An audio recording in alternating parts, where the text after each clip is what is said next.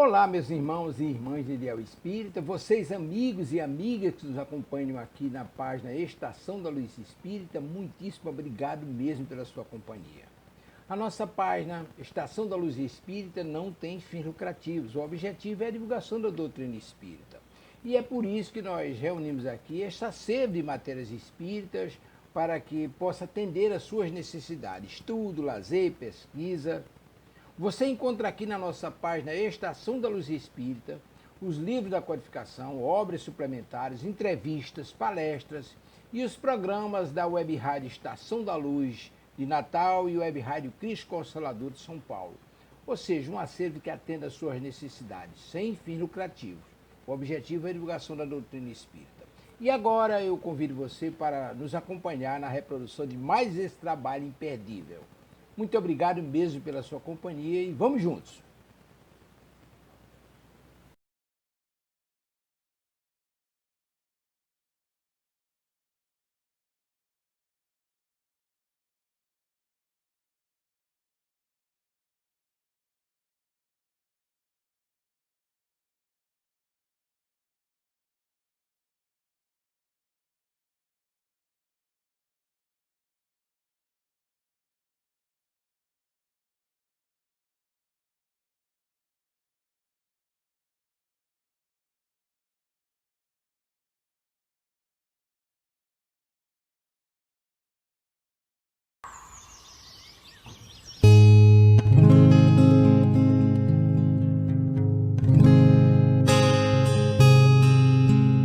Deus criou a terra e os céus na imensidão, fez brotar no infinito o amor em cada ser,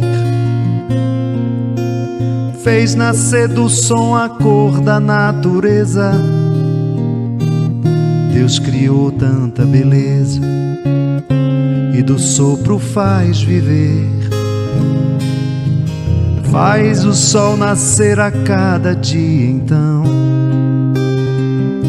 Deus nos dá uma razão para continuar seguindo. A vida vem de Deus e é o bem maior.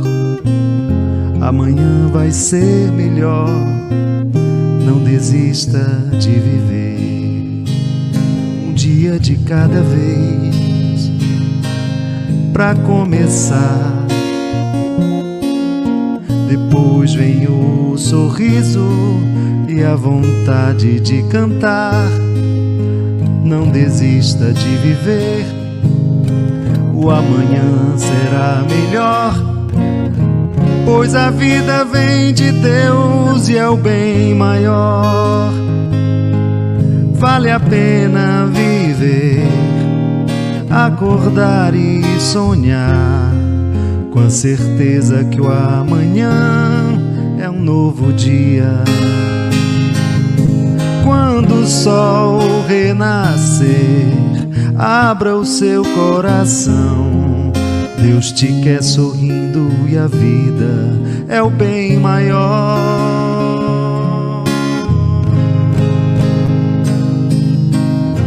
Deus criou a terra e os céus na imensidão, fez brotar no infinito o amor em cada ser, fez nascer do som a cor da natureza. Deus criou tanta beleza e do sopro faz viver. Faz o sol nascer a cada dia, então Deus nos dá uma razão pra continuar seguindo. A vida vem de Deus e é o bem maior. Amanhã vai ser melhor, não desista de viver. Um dia de cada vez. Pra começar, depois vem o sorriso e a vontade de cantar.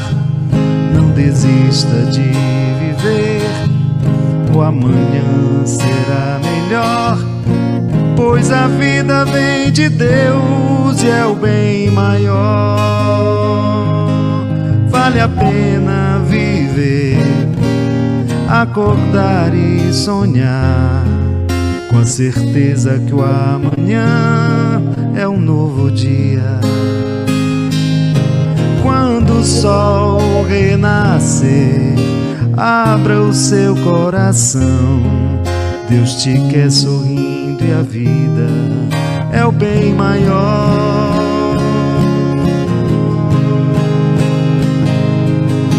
Vale a pena viver, acordar e sonhar, com a certeza que o amanhã é um novo dia. Quando o sol renascer, abra o seu coração, Deus te quer sorrindo e a vida é o bem maior.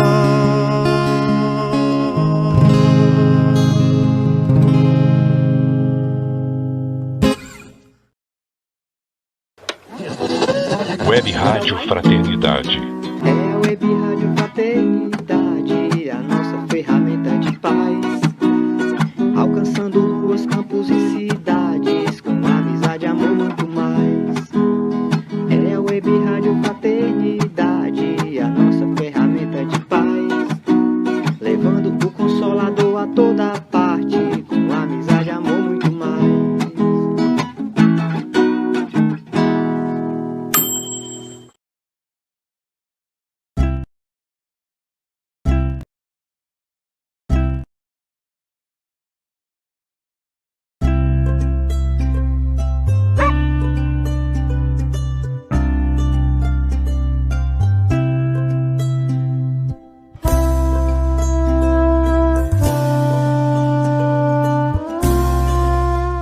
Web Rádio Fraternidade, a emissora do bem na internet.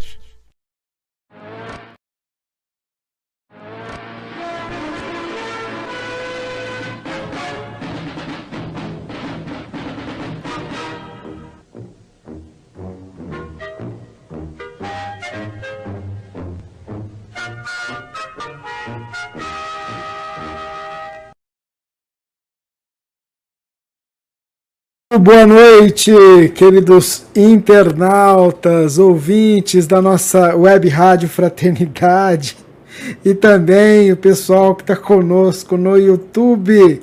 É uma alegria poder estar aqui com você nesta segunda-feira, dia 4 de setembro de 2023, e só Deus sabe o que a gente fez para esse pinga-fogo entrar no ar.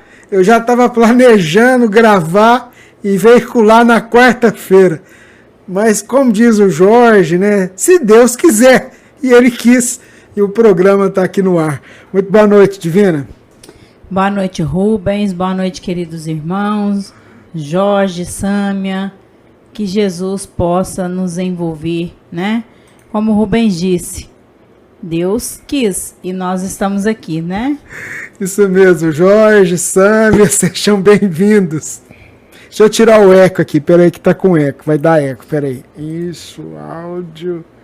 Pronto, pode falar à vontade agora.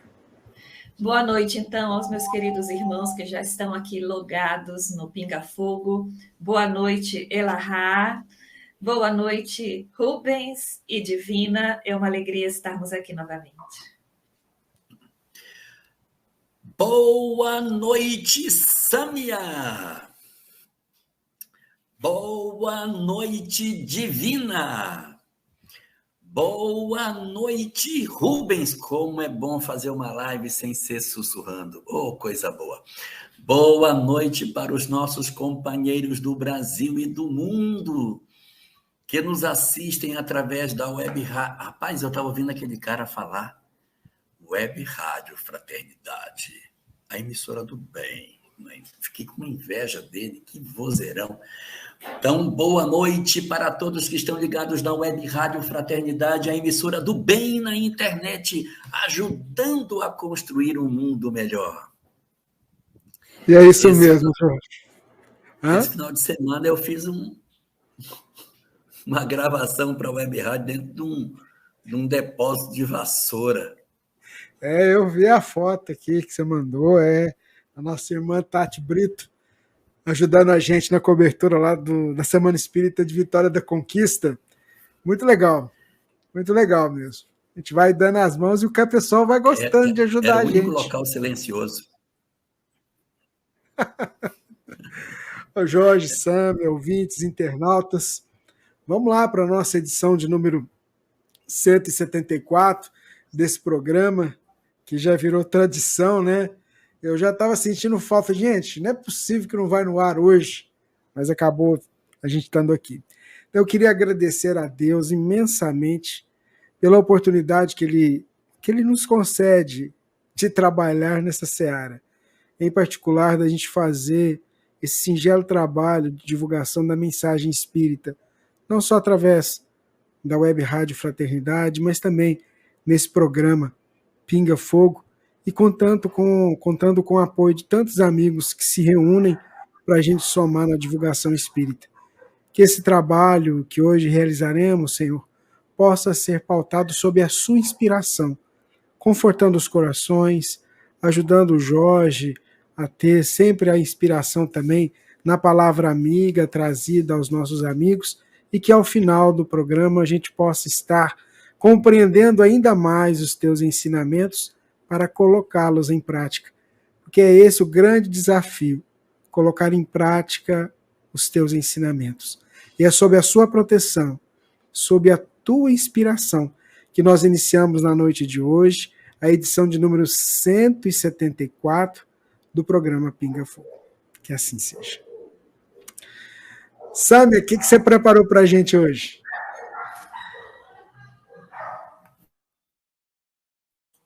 Ligando o som. Hoje nós vamos conhecer um poema intitulado Vive a Tua Vida. Buscas teus sonhos num futuro aonde a tua alma quer estar, na louca ânsia por um mundo que por perfeito, belo e puro ainda não podes alcançar. Acalma a ânsia que te amarga e enxuga a lágrima que cega. O belo está na caminhada, em cada instante da jornada, pois o buscar é lida eterna. Dentro de ti há um campo débil com ervas para trabalhar. A inveja, ira e desprezo, a amargura, ciúme e tédio, que afastam quem te quer chegar. Limpa, banhado em alegria, cada engano enraizado, na paz, unta cada ferida, aberta ao longo da tua vida, prepara o campo ao arado. E planta, amando o que plantares, e cuida, amando esse cuidar.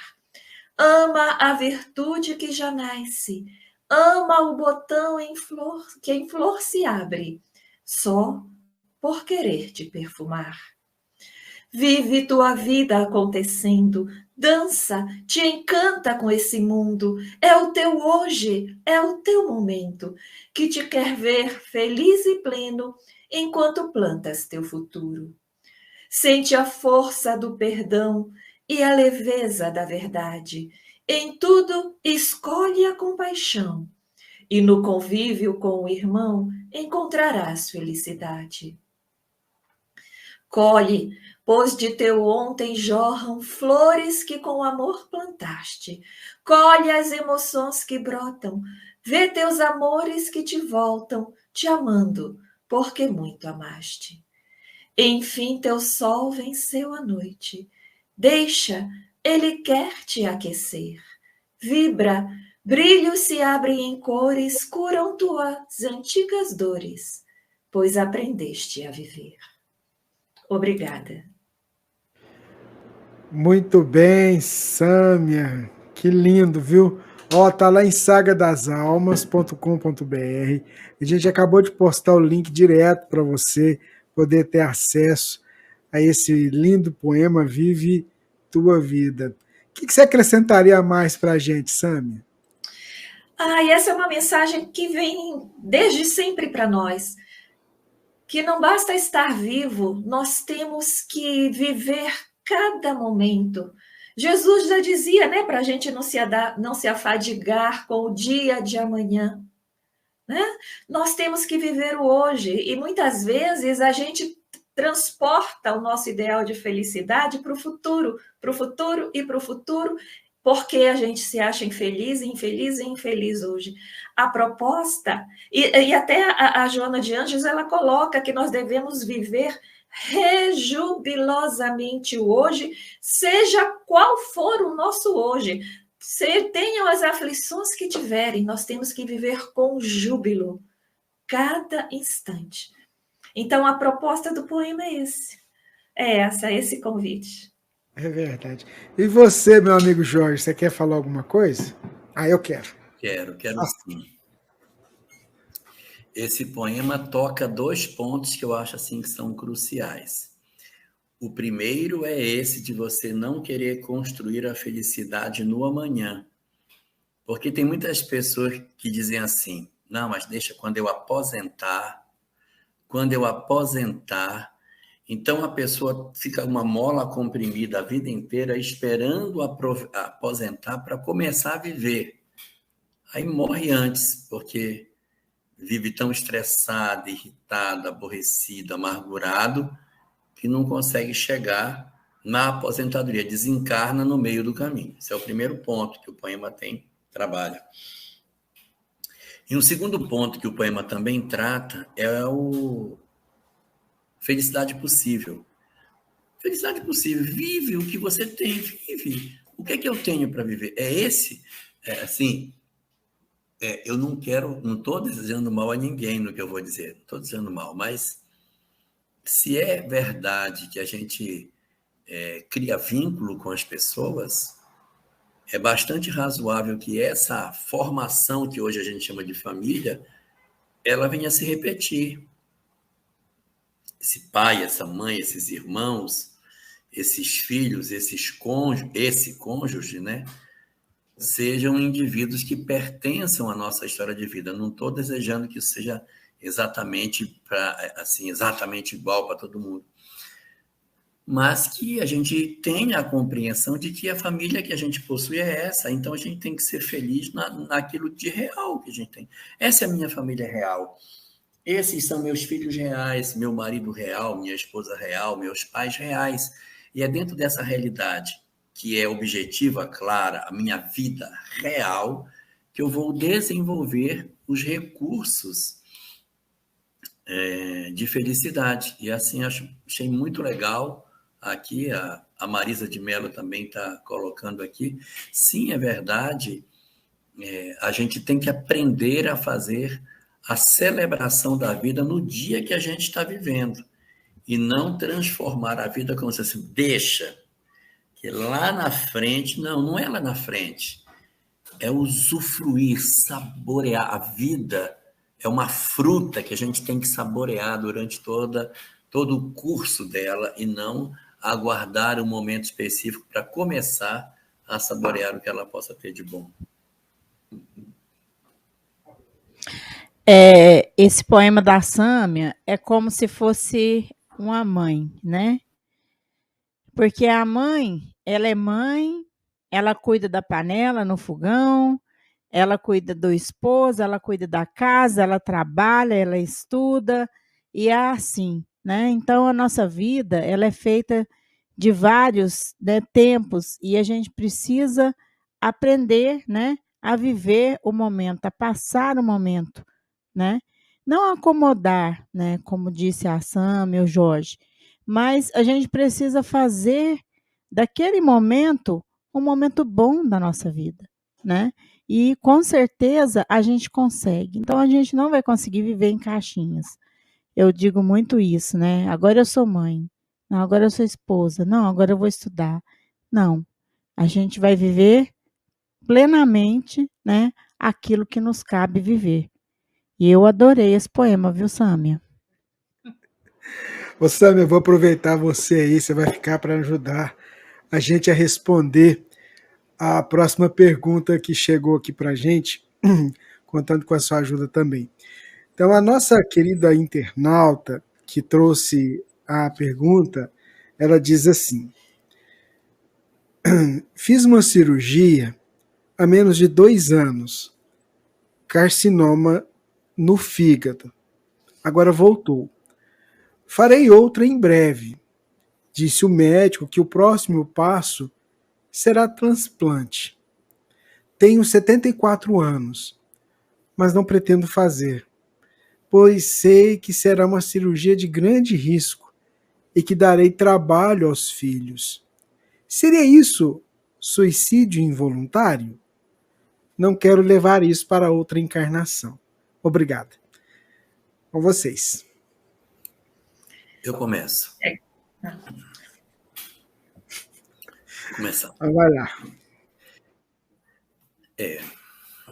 A gente sabe que situações como essas de carcinoma, os carcinomas eles são muito agressivos e a possibilidade de reincidência não pode ser desconsiderada, mesmo que você faça químio, faça rádio, eles têm chance de haver reincidência e isso é até orientado quando o paciente enfrenta essa situação da possibilidade do acompanhamento que tem que ser feito.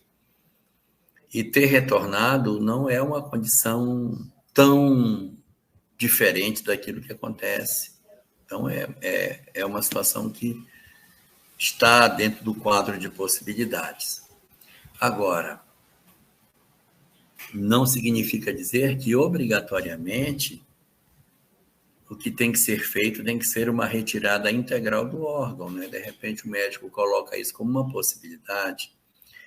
O fígado, ele é um órgão do nosso corpo que tem uma particularidade muito interessante. Diferente dos outros, o fígado se reconstitui. Então, se eu tirar um pedaço do pulmão, eu fico sem um pedaço do pulmão. Se eu tirasse um pedaço do coração, eu ficaria sem um pedaço do coração. Mas o fígado, ele se regenera. Você tirar uma parte dele, ele retoma a sua condição e ele volta a crescer. Então, essa singularidade que ele tem faz com que haja maiores perspectivas positivas para frente na hora de uma cirurgia desse porte. E assim, vai ter um transplante, depende muito daquilo que o médico encontrar na hora em que ele for fazer o trabalho, né? Na hora que ele for fazer a atividade que ele tem para realizar. E assim, tirar integralmente ele não vai poder tirar, porque sem fígado ninguém vive.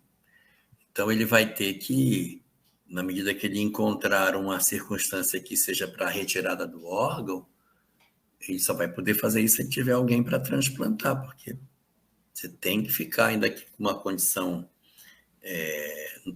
insuficiente do fígado, mas antes isso do que o nada. Então, assim, o transplante só vai acontecer se você tiver alguém. Mas a sua pergunta não é exatamente essa, a sua pergunta é no aspecto espiritual, como é que fica isso? E aí é importante observar que, às vezes, a grande prova que a gente tem é a coragem diante da provação. É a força de espírito diante dos embates que a vida tem. Uns nessa área física, outros na área da família, assim, não, eu vou suportar um filho que está no sistema prisional, eu vou acompanhá-lo, vou todo domingo para vê-lo. Um filho que desce pelo desvão das drogas, um filho que enfrenta uma história de vida profundamente infeliz no campo afetivo. Então, você ter que lidar com isso são situações que, para cada uma situação é diferente, né? Então, nós temos que observar que as provas são distintas para cada um. E a prova de alguém pode ser uma circunstância dessa, um carcinoma, e para outros pode ser uma história familiar gravosa que vai exigir muitos esforços, né? Então, a gente pensar sobre tudo isso e deixar para a Samia fazer os comentários dela. Ok. O que eu percebi também é que a principal questão é se vai ou não fazer a cirurgia E a questão de que ela colocou é que ela não quer dar trabalho para os filhos, porque ela sabe que vai dar trabalho para os filhos. Né? E que se isso seria um suicídio direto, indireto, direto, enfim.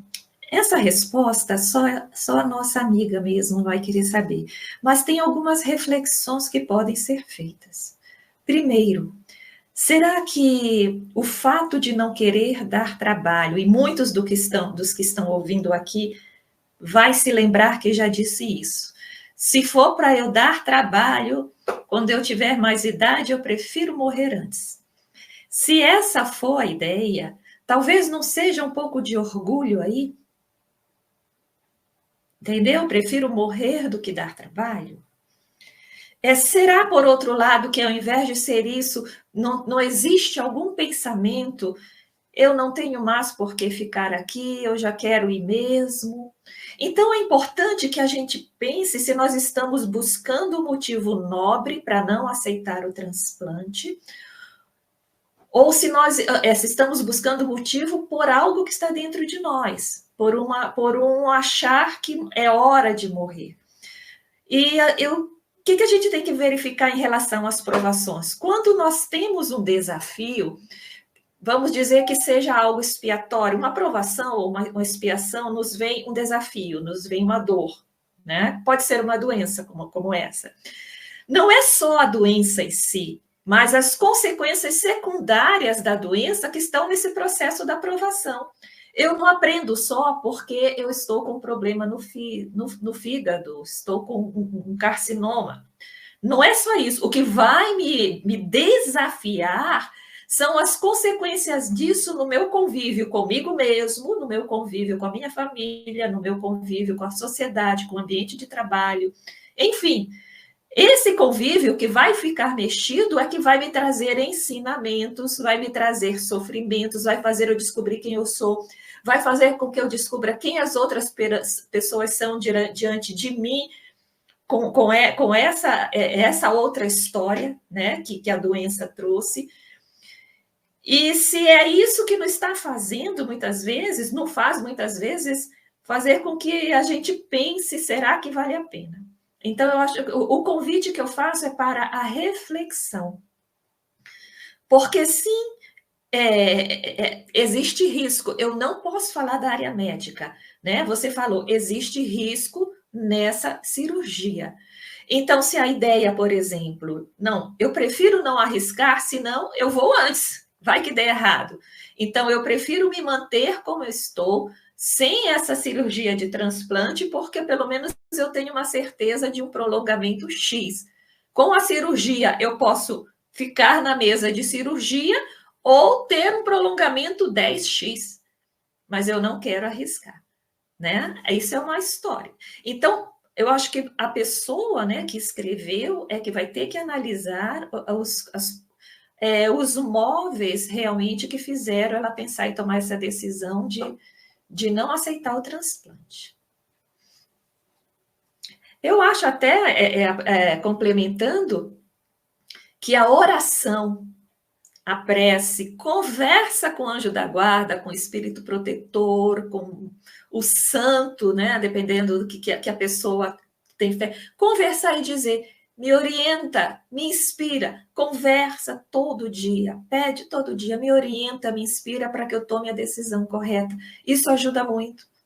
Isso ajuda muito, porque eles conhecem o planejamento. É porque também é uma decisão íntima, uma decisão pessoal, né? Que cada um, né? Cada um tem que tomar. Sâmia, queria te agradecer por estar nos ajudando aqui mais uma vez, tá? Eu que agradeço, Rubens, a oportunidade. Agradeço a Deus. Fica com Deus, um abraço. Tchau, tchau. Tchau, Elahá, tchau a todos. Então, gente, ó, você não pode deixar de visitar lá o sagadasalmas.com.br. E cada poema, eu estava aqui ouvindo, né, a Sâmia falar o poema e pensando quanto ensinamento a gente vai pegando em cada verso. Porque a gente às vezes está só acostumado a ouvir uma palestra e tal, aí você pensa, gente, olha a amplitude que você tem, né, nos versos. Vamos lá, vamos para a próxima pergunta. Jorge, a Divina já separou ali para nós. Divina. sobre doação de órgãos.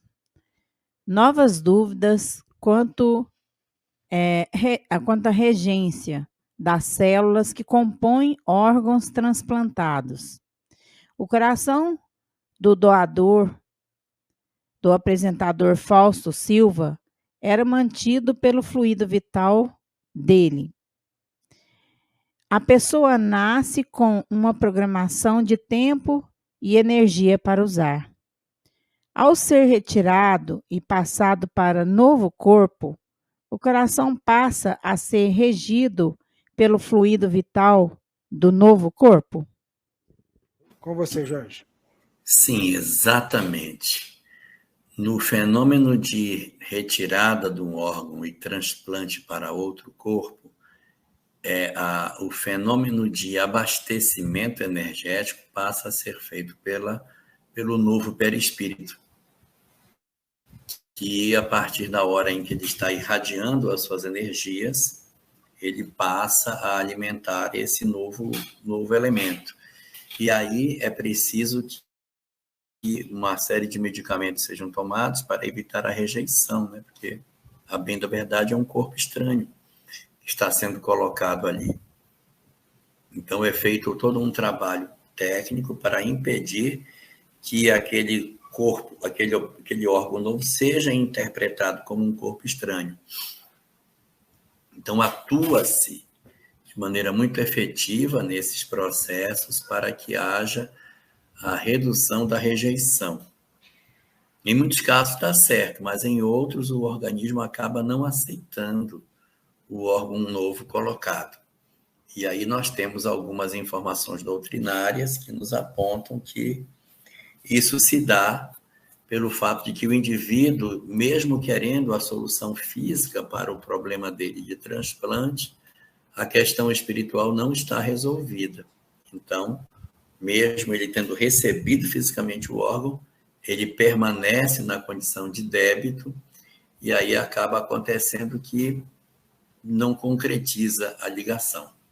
Agora, respondendo aí a pergunta, sim, a vinculação que se estabelece, uma relação energética em que esse novo corpo, esse novo órgão que está sendo ligado, ele vai ser conectado ao novo corpo e vai receber os impulsos elétricos a partir do novo corpo que vai promover o funcionamento desse organismo. Então, tem toda uma questão muito delicada por conta do sistema de pulsação do coração que precisa ser trabalhado, né? Porque os órgãos do sistema nervoso eles não possuem vínculos maiores em termos de alimentação da parte de energia do coração, então exige todo um trabalho dos profissionais para garantir o funcionamento, o batimento cardíaco nessa nova etapa que ele tem por conta da inervação que ele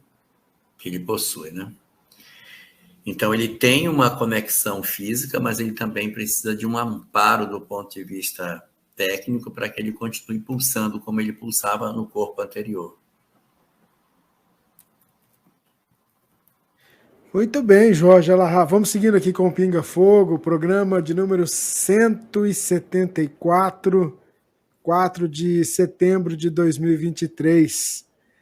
A próxima pergunta, Jorge, a nossa internauta escreveu dizendo assim: tem uma dúvida e gostaria de um esclarecimento, se for possível. Um médium pode dar passividade e doutrinar ao mesmo tempo?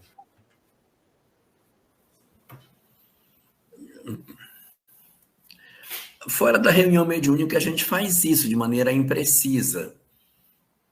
Eu estou em casa e uma entidade aparece e eu percebendo a entidade, eu posso fazer. Não no sentido estrito da frase, assim, eu incorporo, aí depois eu desincorporo, falo, aí depois eu falo. Não no sentido estrito, mas a gente diz assim, olha, tem uma entidade aqui, no meu quarto. Eu senti que aí eu vou me dar o evangelho, deixa eu pegar aqui. Aí eu começo a fazer a leitura, eu estou tendo uma comunicação com a entidade, estou doutrinando com aquilo que eu ofereço. eu vejo uma entidade, eu faço uma oração, eu faço uma prece, eu então estou fazendo um trabalho de socorro espiritual ao mesmo tempo em que eu estou tendo a comunicação com ele.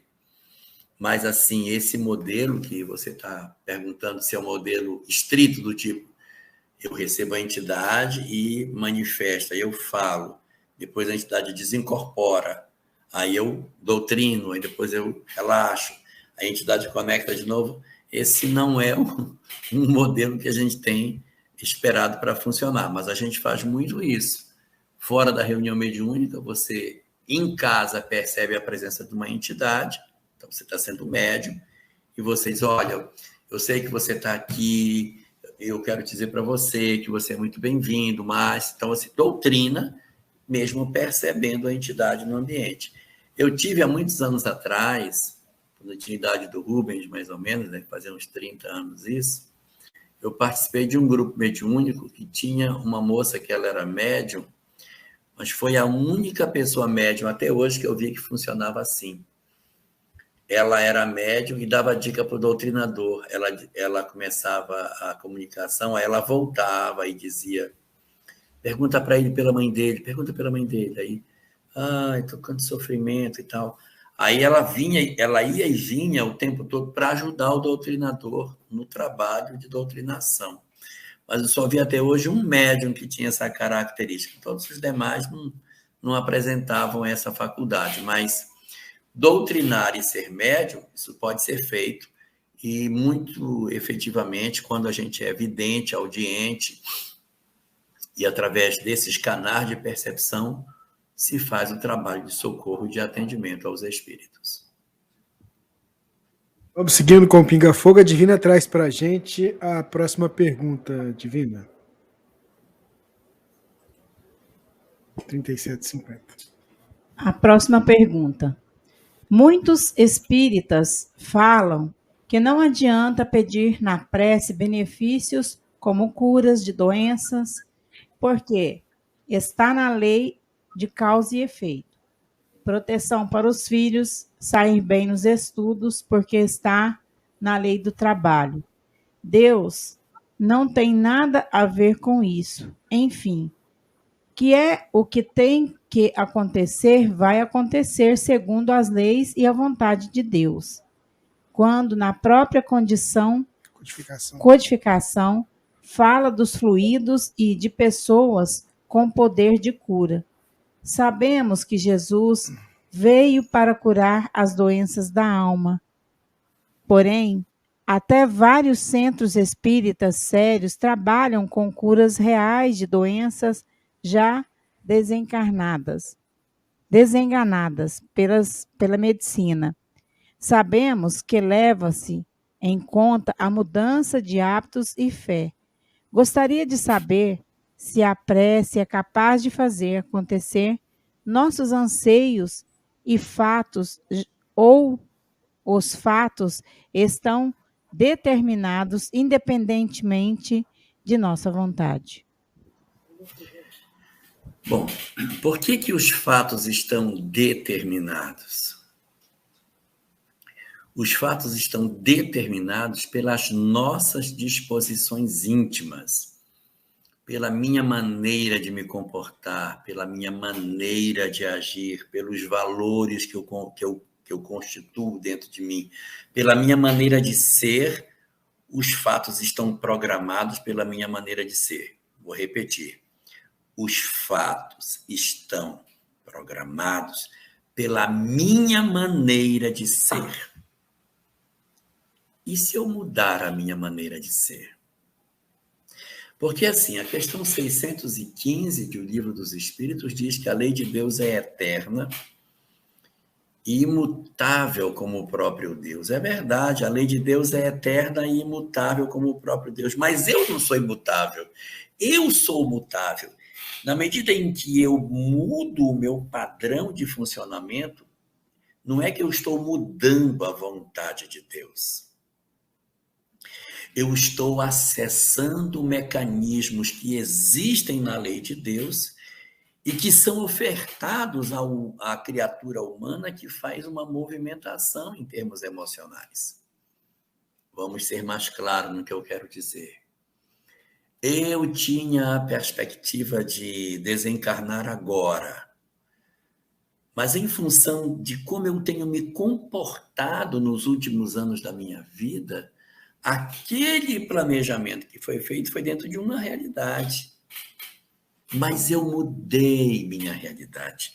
Eu aproveitei melhor do que a própria espiritualidade previa as experiências que a vida me ofereceu. Então, eu acabei, não é mudando a vontade de Deus. Eu mudei o mecanismo da vida. Porque assim, o passado, ele existe, ele é só um. Nós só temos um passado. Nós não temos nenhum presente, mas nós temos vários futuros. Então, nós temos um único passado, só tem um passado, só tem um, é um só, mas eu tenho vários futuros. Existem várias alternativas para mim. Quando a gente diz que tem um planejamento espiritual, nós estamos nos referindo a um futuro específico, em que os espíritos veem que o mais provável de acontecer é eu pegar esse caminho. É o mais provável. Pela minha conduta, é isso aqui que eu vou pegar. Mas eu tenho livre-arbítrio. E eu posso mudar o meu destino. Eu posso tomar uma decisão diferente. E quando eu tomo uma decisão diferente, uma possibilidade de futuro que existia, tá? Essa possibilidade estava posta. Mas na medida em que eu fiz a mudança do meu comportamento, essa felicidade que estava posta, esse caminho que estava posto, acaba sendo agora o mais viável. Então, pela minha conduta, eu posso mudar a minha história de vida. Então, a minha prece também pode mudar. Eu, pela prece, não é que eu vá mudar a vontade de Deus, mas pela minha prece, eu mudo a minha posição diante das coisas. Quando eu, por exemplo, digo, Senhor, ajuda meu filho, e nessa movimentação emocional, eu me aproximo da história dele. Aí os espíritos dizem, sozinho, a história do garoto seria uma. Com a presença do pai ou da mãe mais perto dele, com essa prece, a gente percebe que o pai está se comprometendo espiritualmente. A gente pode oferecer uma outra caminhada. Então, não é que você tem o poder de mudar o imutável. A vontade de Deus está posta. Só que a vontade de Deus tem múltiplos caminhos. E o nosso livre-arbítrio pode fazer com que a gente pegue uma outra rota que não era a que estava sendo percebida como a principal no nosso trabalho de desenvolvimento emocional. Resultado de tudo isso, sim, a prece possui o poder de mudar as nossas vidas. A prece possui o poder de alterar planejamentos. A prece possui o poder de alterar todas as coisas. Mas eu sugiro a você a leitura do capítulo 88 do Livro da Esperança. No capítulo 88, chamado Em Louvor da Prece, Emmanuel traz um texto espetacular sobre isso, em que ele faz toda uma discussão de que às vezes o que a gente pede não é entregue porque acaba sendo o melhor, e o último parágrafo da mensagem é um espetáculo. Ele diz assim, que a prece na nossa vida é como se fosse uma lâmpada que se acendesse num quarto escuro. A lâmpada acesa não coloca nada no lugar, mas ela indica o trabalho que precisa ser feito.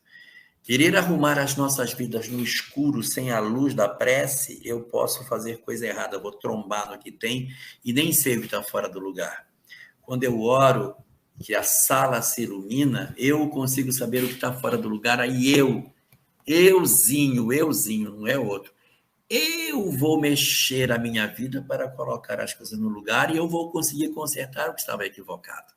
Então, a prece ela tem o poder de alterar porque ela muda as minhas disposições íntimas e faz com que eu consiga efetivamente realizar um trabalho de mudança que, sem a prece, eu não conseguiria perceber para fazer. Muito bem, Jorge. Vamos seguindo com o Pinga Fogo, edição número 174. A próxima pergunta, Jorge, que chegou para a gente foi a seguinte. Há quem considera que o Cristo, através de Pedro, chamado de a Rocha, edificou a igreja que se tornou a base da religião católica. Como contra-argumentar esse raciocínio, já que o Espiritismo sempre afirmou que Jesus nunca criou religião alguma? Porque, na verdade, existe muita tentativa de conectar Pedro com a igreja que se constituiu em Roma. Mas o que, na verdade, a gente tem como conceito de eclésio, que é o nome de igreja que está colocado lá no Evangelho, se eu não me engano, é no capítulo 18 do Evangelho de Mateus, tu és pedra, e sobre ti eu erguerei minha igreja. Na verdade, não é igreja no sentido daquilo que a gente conhece, é o sentido de eclésio, grupo, a egrégora. Sobre ti eu reunirei os meus discípulos. Tu serás o mais importante. Aqui o sentido de eclésio foi tomando o sentido religioso de uma igreja, templo, mas era o sentido de tu serás o líder do grupo. Tu vais ser aquele que vai ser a liderança entre os meus discípulos. E foi o que aconteceu. Pedro, nos primeiros anos do cristianismo, assumiu um papel muito importante de liderança entre os discípulos. Mas ele mesmo não construiu igreja nenhuma, ele não construiu nenhum templo. Ao longo dos séculos é que se foi dando essa visão mais sacerdotal do cristianismo e se tentou trazer a figura de Pedro para ser o primeiro de todos os elementos nesse sentido, por uma percepção de que precisava de ter uma conexão com uma história do cristianismo. Mas Pedro não cria igrejas.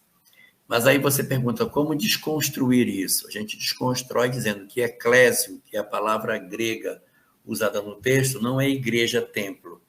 É sentido de grupo, de colégio, no sentido de equipe de trabalho. Tu serás o líder da equipe que eu estou deixando. Esse é o sentido de eclésio, que mais tarde ficou com o nome de igreja.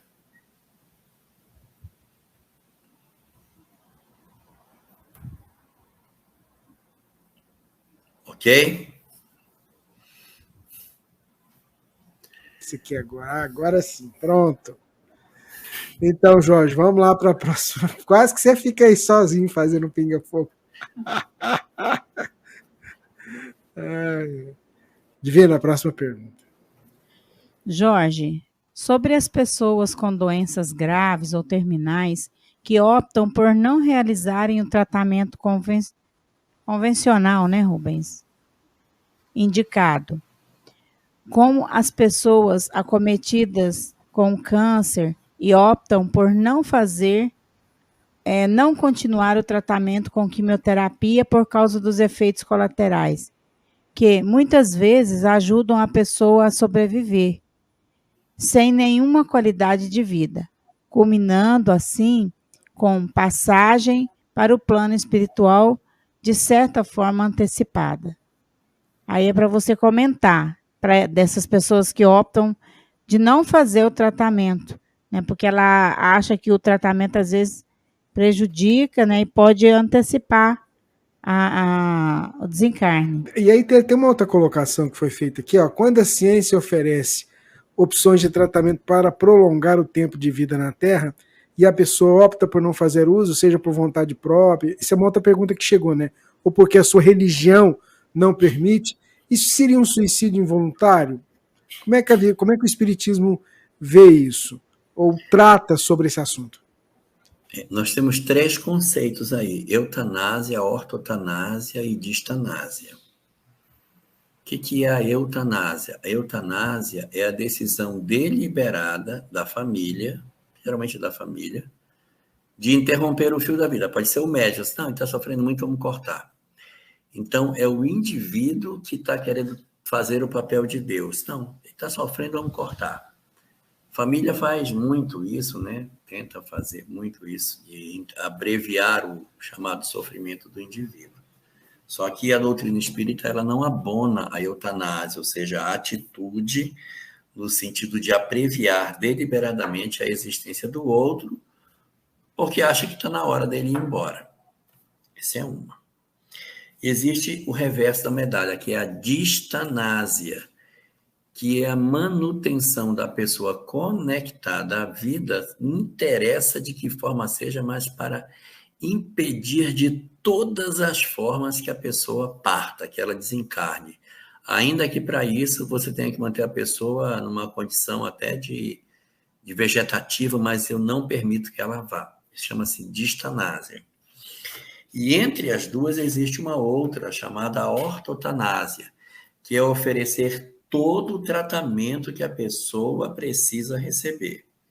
E aí, o médico, dentro das condições que ele tem, de entrega de terapia, de mecanismos que a gente tem para garantir o retorno da saúde integral do indivíduo, a saúde física dele, quando você esgota todas as possibilidades, não há mais perspectiva de solução, não existe mais.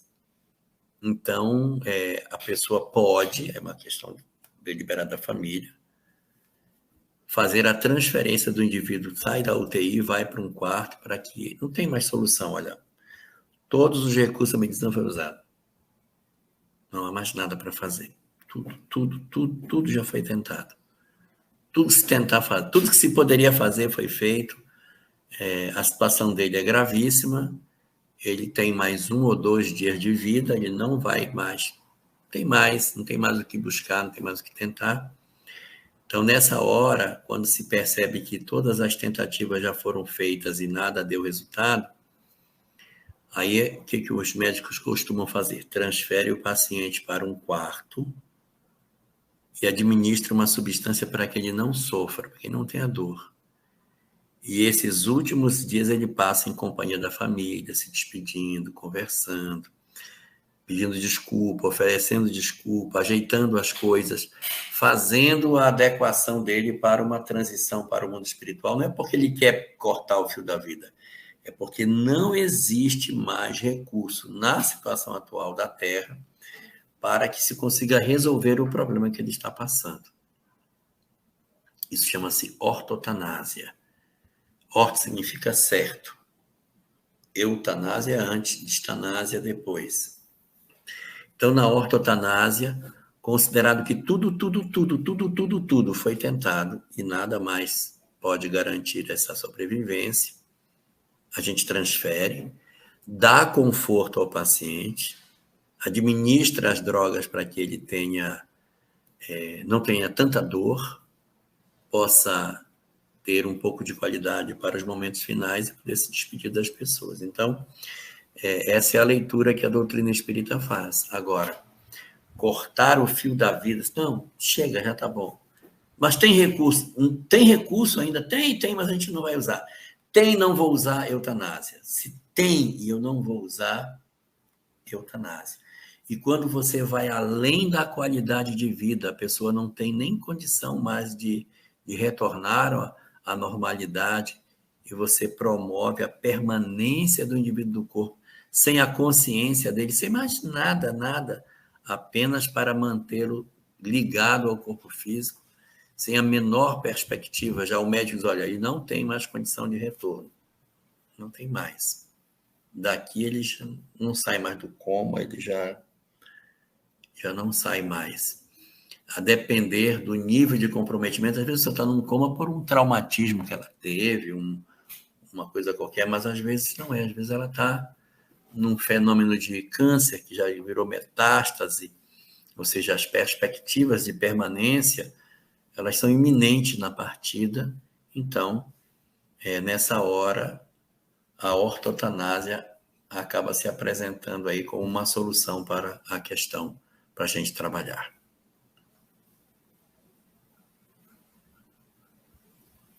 Muito bem, Jorge. Vamos lá. A próxima pergunta que chegou para a gente é a seguinte.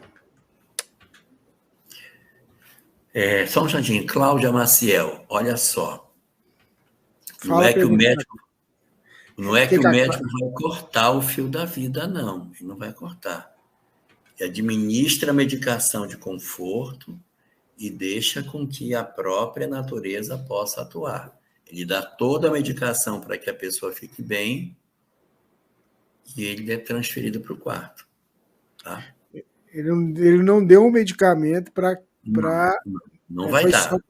Vamos pensar, foi algo para não sentir dor. Vamos dizer Isso, assim. joga a pessoa na morfina e manda para o quarto. Então, Jorge, a próxima pergunta que chegou para a gente é a seguinte. Preciso de uma orientação sobre como agir para ajudar uma amiga que teve sua mãe retornando mais cedo para o plano espiritual. Elas viviam uma relação de apego, onde a mãe obsediava a filha, manipulando-a de forma sutil, a ponto de isolar a filha de tudo, incluindo o trabalho, o qual se afastou até conseguir a aposentadoria. Viviam numa simbiose doentia, as duas, até que no dia 1º de julho, a sua mãe desencarnou. Precisava passar mais detalhes, tendo em vista a situação em que se encontra a filha, que continua isolada com a mãe, agora em espírito. Eu sou a única amiga que ela aceita contato. Consegui levá-la ao centro 2 vezes, mas sem resultado. Faço o evangelho no lar todos os dias em casa. Pedi preces para vários amigos e coloquei o nome das 2 no centro. Em meus trabalhos mediúnicos, toda semana vibramos pela mãe e por ela. Tudo Perfeito. sem resultado. Ela está com pensamentos suicidas e tenho feito o possível para conscientizá-la da real situação de tudo que sabemos sobre a desencarnação. Eu queria uma ajuda para poder auxiliar essa nossa amiga. O que a gente pode dizer, Jorge? Eu penso que você já fez a receita que era prevista. Atendimento nas preces, envolvimento na reunião mediúnica, evangelho, visitas sistemáticas, orientação sobre as situações, porque assim, quando a gente passa por uma situação desse tipo, que a pessoa está com ideação suicida, aí você tem que conversar aberto. Porque se você não fizer a fala, pode ser que a pessoa se suicide. Então, até isso você já fez, que é visitar e dizer, eu vou te passar real. E aí, abre o jogo com a pessoa, abre o jogo. Diferente de, por exemplo, ser uma pessoa que perdeu um ente querido, você chegar lá e ficar perturbando a pessoa falando que ela não quer ouvir. Mas quando você está com ideação suicida, você tem que jogar a corda para a pessoa, para ela poder sair. Não dá para você dizer, não, ela vai pensar, ela vai refletir. Não, tem que ajudar a pessoa a se desembaraçar desse nó. E você, pelo que vejo, você tomou as atitudes que deveria tomar. O evangelho no lar, a oração, a reunião mediúnica, as visitas, mas ela reage ao processo de terapia se enclausurando. Talvez uma tentativa que você poderia fazer é tentar uma outra pessoa para fazer algum movimento, porque você não está conseguindo acessar o coração dela. Talvez exista outra pessoa no espaço de convivência que essa moça tem, que tenha mais autoridade sobre ela. Às vezes a gente está querendo ajudar muito, mas a gente quer muito, mas pode pouco. Aí ela pode ter uma outra pessoa, não sei, o pai, se está encarnado, o irmão mais velho, alguém que possa chegar lá e ter autoridade com ela para tirá-la do estado de dependência. E eu estava pensando aqui, né, Jorge, talvez, eu não vi aqui se ela colocou isso, mas ver também se tem algum acompanhamento médico também, né, do ponto de vista psiquiátrico e psicológico, né? talvez seja necessário a questão de medicamento também, né? Não. Quem tem ideação suicida tem que ter medicamento. Ponto, acabou. Se eu tenho uma depressão, mas eu não tenho ideação suicida, é até passível de que você não tenha uma medicação. Mas se você está num estado gravoso em que você traz ideação suicida, você tem que entrar na medicação, não tem para onde correr. Só que essa moça, ao que tudo indica, ela está numa circunstância em que ela não quer ajuda. Não está se movimentando, não está reagindo a isso. E, de certa maneira, a pessoa acha, né? Eu estou falando para quem não tem que ouvir, eu tenho que falar para quem tem que ouvir, estou falando para quem não tem que ouvir. Mas ela acha que isso é uma forma de amar a mãe, se anular, se abandonar, né? Estou falando aqui para quem não está passando por isso, quando deveria falar para a moça que está com essa dificuldade. Então, a gente, às vezes, acha que está fazendo um grande ato de amor, abrindo mão da nossa existência em função de uma mãe que desencarnou. Os nossos entes queridos que desencarnam não querem de nós isso. Eles querem que a gente viva. Então, a gente tem que, se quer homenagear os nossos entes queridos, viva, mas viva intensamente para você poder viver exatamente os sonhos que esse tinha e que não realizou. Viva os seus sonhos e realize os sonhos dele. Faça uma vida ainda mais intensa a partir daí. A gente não pode se abandonar a partir dessa mudança. Só que nós estamos conversando sobre uma pessoa que não está na reunião. Se fosse ela na live, era mais fácil, você fala direto com ela.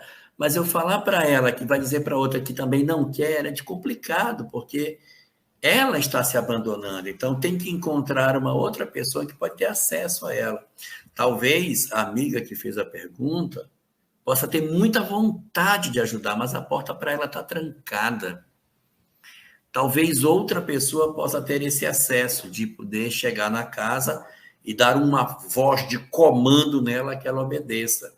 Alguém a quem ela respeite a autoridade, não sei, um irmão mais velho, chance negativo. Você vai sair daqui. Nessas circunstâncias, alguém com mais pulso tem que vir para levar, para tirar, para levar no médico, entrar com a medicação. O ruim é que a medicação para esse tipo de situação demora 15 dias para fazer efeito. Então, nessa janela de 15 dias, a pessoa está tomando a medicação para melhorar o estado de humor e, em princípio, é como se não estivesse funcionando. Então, tem que ter uma atenção enorme nesses 15 dias, porque a pessoa diz, não, eu estou medicada e eu não estou sentindo diferença, então porque é para eu fazer mesmo. Então, é medicação de um lado e olho do outro, para segurar a pessoa. Passados 15 dias, quando o efeito da substância começa a ser mais evidente, aí a pessoa se reorganiza emocionalmente melhor. O ruim é a dependência que a pessoa passa a ter de não procurar curar-se para não depender da substância para manter o seu equilíbrio, que esse é o grave problema do medicação de cunho emocional, né? Que ela altera as possibilidades do indivíduo.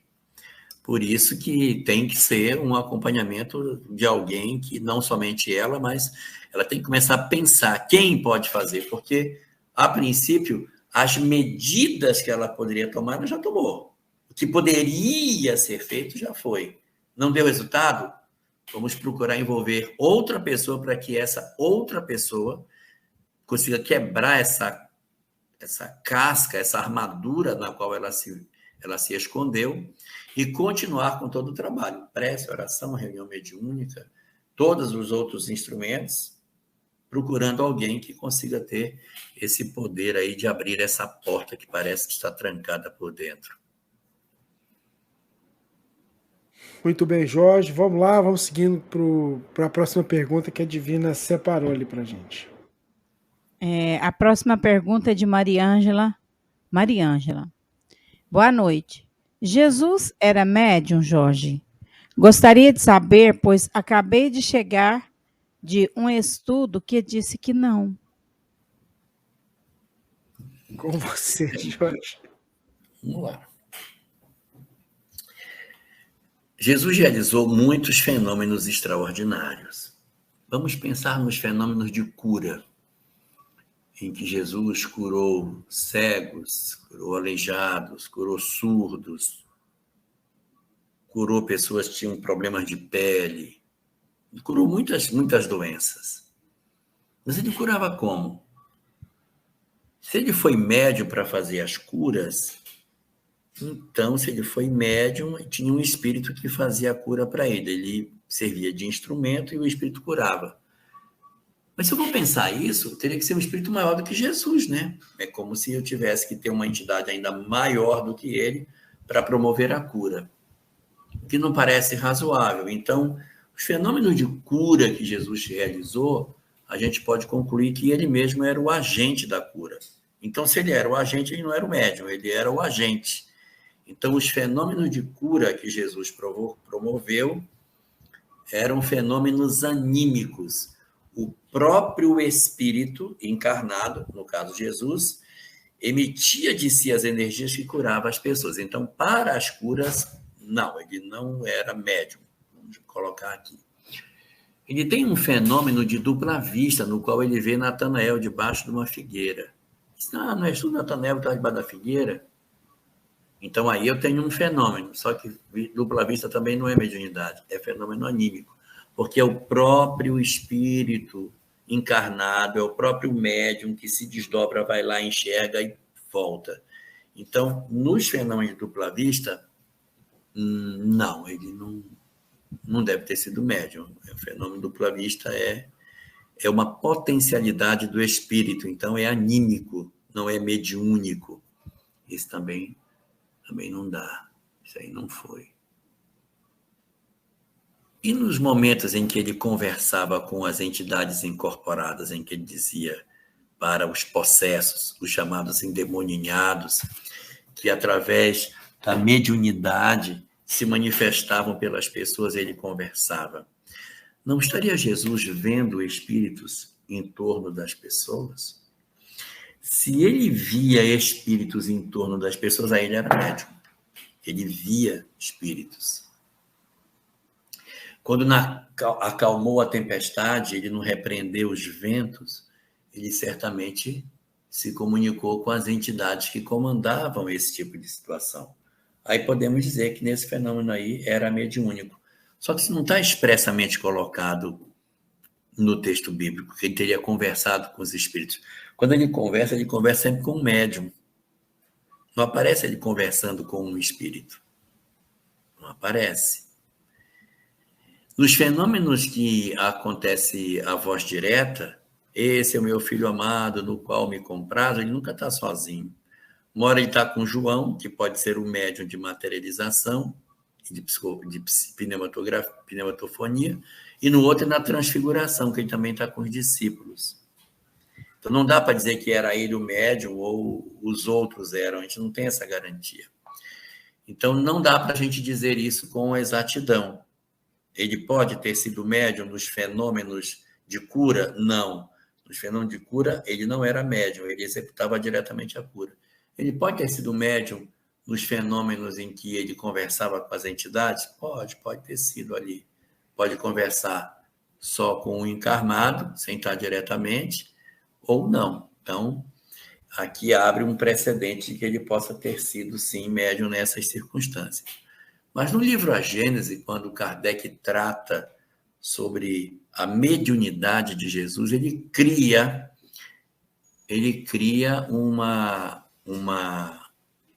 momento no qual ele define que Jesus, por uma definição de Kardec, seria médium de Deus. É uma definição que Kardec coloca no livro A Gênese. Se ele tiver que ser médium, ele é o médium de Deus para os homens, porque os fenômenos ele produzia de si mesmo. Aí a Laisa pergunta aqui se ele não conversou com Elias. Conversou, mas ele estava materializado. Então, quando eu converso com um espírito materializado, eu não preciso ser médium. O espírito está materializado, eu converso com ele. Até eu, que não tenho mediunidade, converso com o espírito materializado. Porque ele está materializado, eu converso com ele. A questão de conversar com os que não estão materializados é que pode caracterizar uma mediunidade.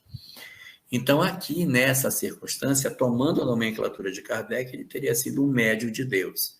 e olhando objetivamente para os fenômenos produzidos, ele deve ter sido o grande verdadeiro agente. Então, como ele não era intermediário dos espíritos, não pode ter sido médium dos espíritos, assim, médium de Deus. Muito bem, Jorge, Elahá, ouvintes, internautas. Vamos seguindo aqui. Falar nisso, você já viu um espírito materializado ou não? Alguma materialização, você? Eu já vi objeto materializado, mas nunca vi pessoa. Na sua frente, assim, materializou frente, você? Eu já vi objeto se materializar na reunião mediúnica na minha frente. Objeto. Objeto. Mas O espírito mesmo materializado. Espírito vivo, não. Esse eu não tive a chance de ver. Ainda, né? Fala pra ele. Vivo você vê todo dia, espírito. Ok, o espírito materializado. Brincadeirinha. Tem um conto do Irmão X que ele faz isso. O sujeito insiste que ele queria ver um espírito materializado.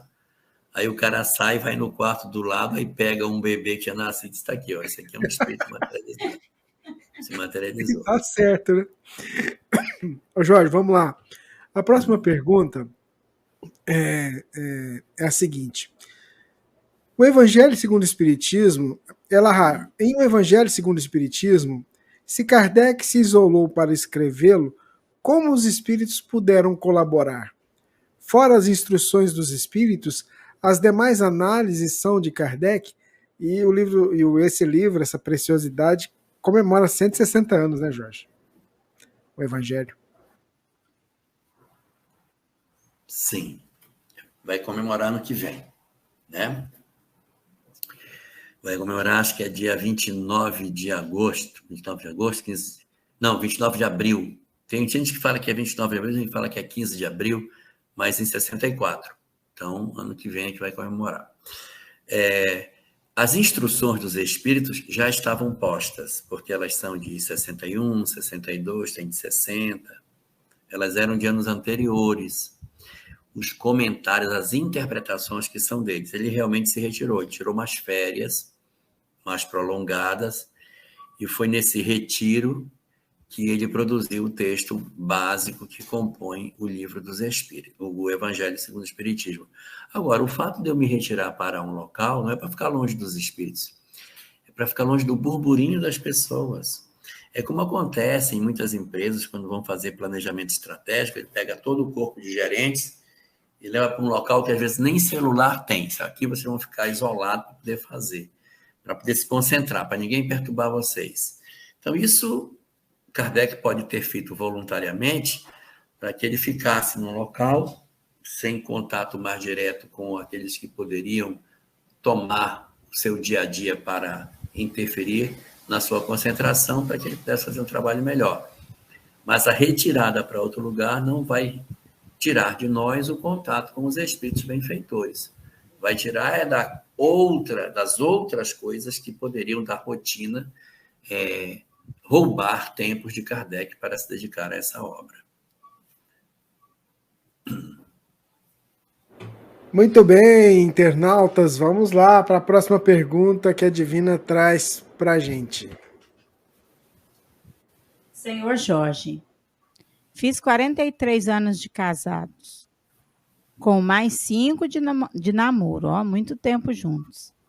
É ruim eu e meu marido conversarmos sobre o que gostaríamos que um ou outro fizéssemos quando desencarnarmos?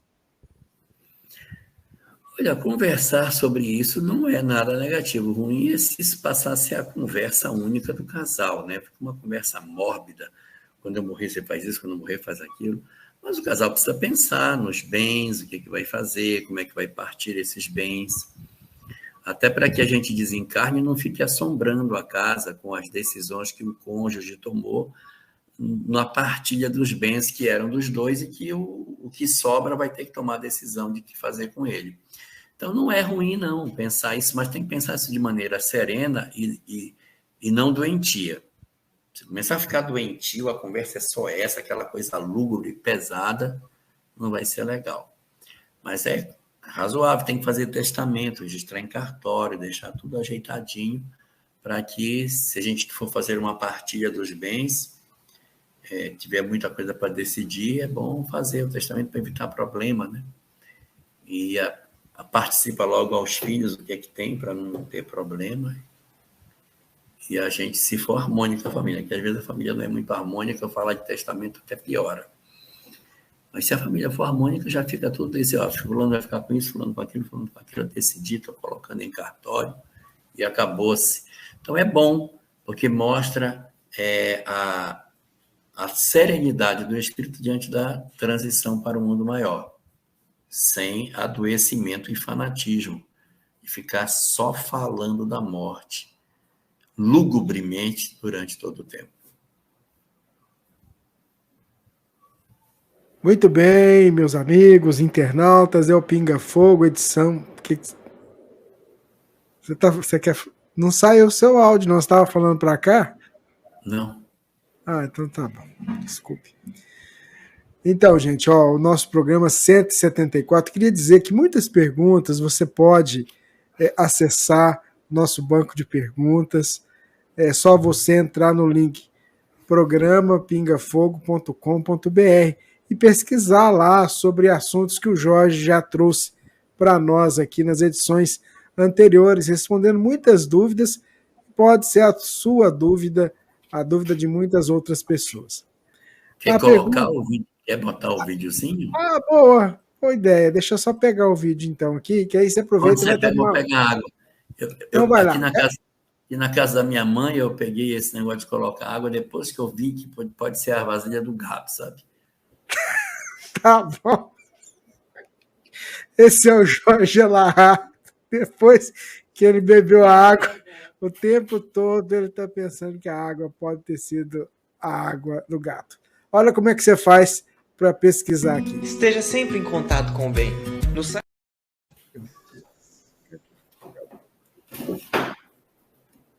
Ué. Pois mas a minha mãe não tem gato. Esteja sempre em contato. Tem gato? Não, então mesmo não. Ainda bem, Jorge. Eu vou ter que achar o... Ah, tá aqui.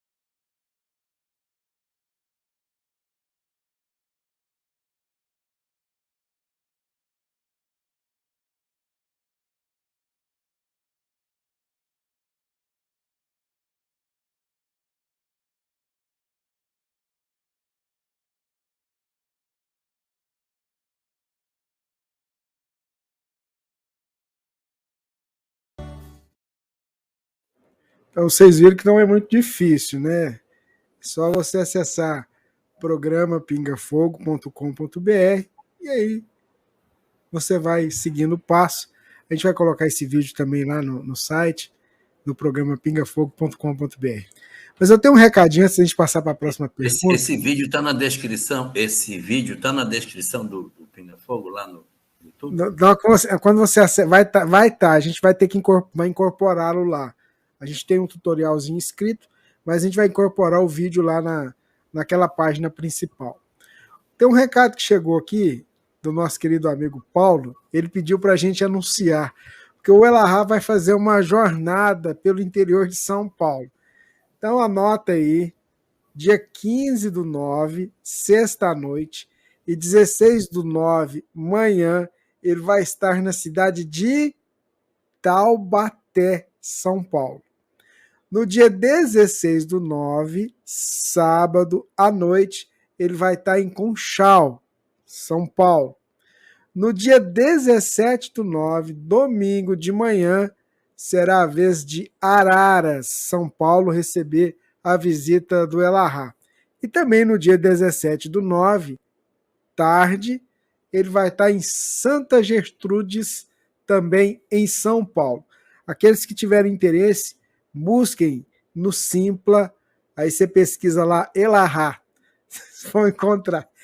Obrigado, o recadinho aqui do Paulo, que passou internamente para a gente está compartilhando com você, ouvinte, internauta que está conosco, a gente vai falando também em outros programas, você pode escrever para a gente qualquer dúvida, que também a gente repassa para o Paulo, a gente repassa para você aqui essas informações da nossa Web Rádio Fraternidade. Ô Jorge, a próxima pergunta é a seguinte.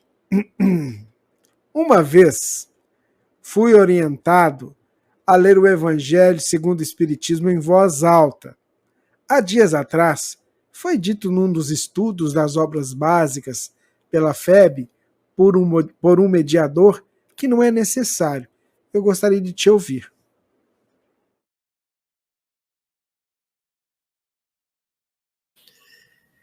O que a obra espírita fala sobre isso?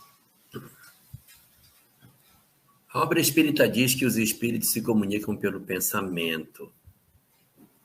Então, não existe língua entre os... Assim está no Livro dos Médiuns. Não existe uma língua. Peraí, só um segundo.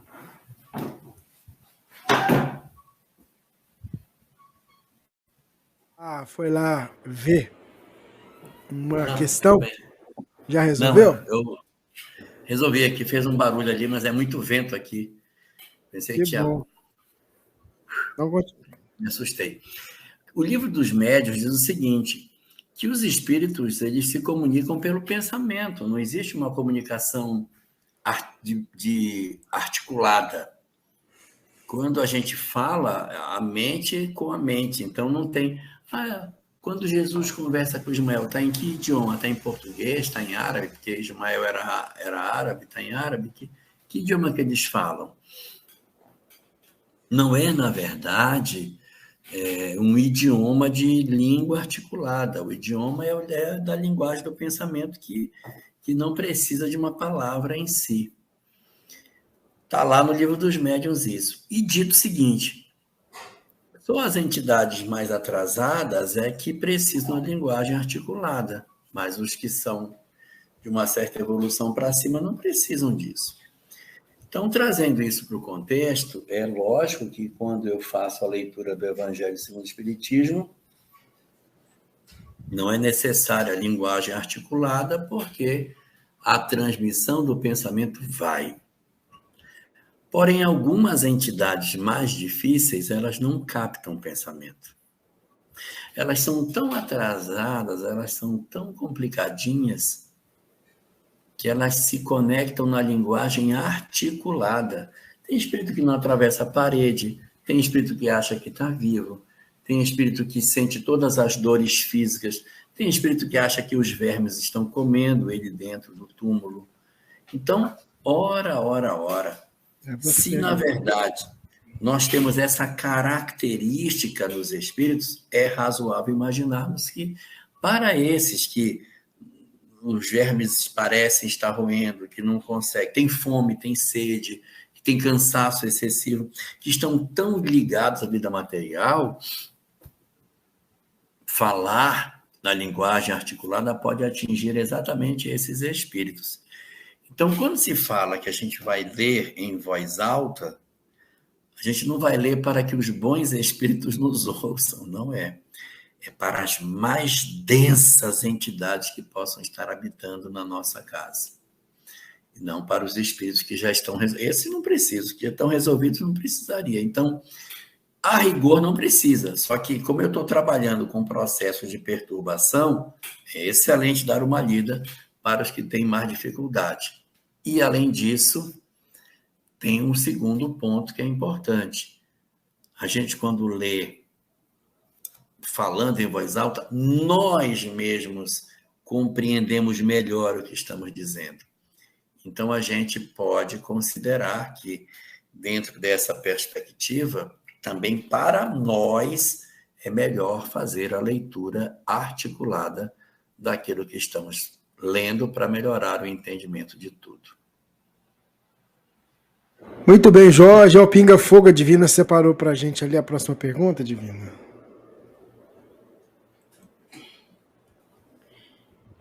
Nascendo neste mundo, no sexo feminino, mas mudo meu corpo querendo ser do sexo masculino. Retiro os seios, tomo hormônios masculinos e me transformo num homem. Quando desencarnar, como ficará o espírito na erraticidade? O espírito tem a forma que eu acredito ter.